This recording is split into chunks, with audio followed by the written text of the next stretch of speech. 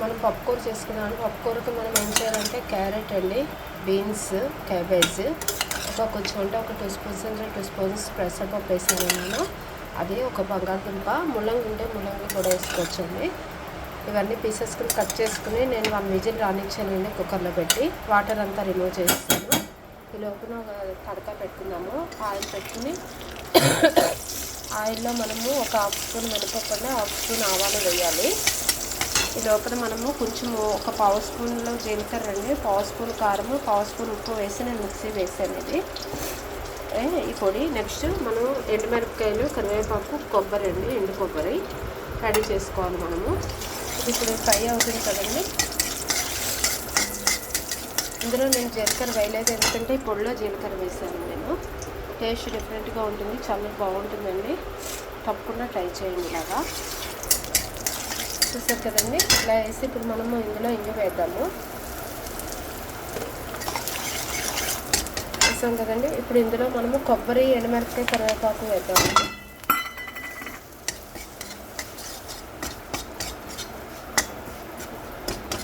ఇందులోనే మనము మిక్స్ చేసుకున్నాం కదండి, పొడి కూడా వేసేద్దాము. చూసారు కదండి. అన్నీ కలిపి మనం హైలో పెట్టుకుని బాగా కలుపుకోవాలండి. మంచి వాసన వస్తూ వేగుతుంది ఇప్పుడు ఇది. మనకు వాసన, మంచి వాసన తెలుస్తుందండి చక్కను, వేగిన వాసన. సో అప్పుడు మనం వెజిటేబుల్స్ ఇందులో యాడ్ చేసుకున్నాము. మనం ఎందుకంటే ఉప్పు, జీలకర్ర, కారం మిక్సీ వేసుకున్నాం కదండి.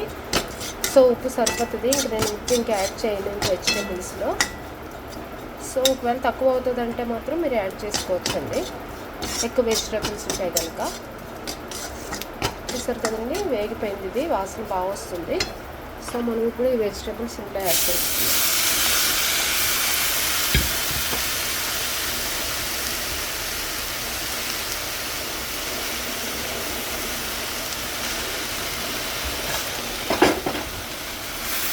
బాగా కలిపేస్తున్నామండి.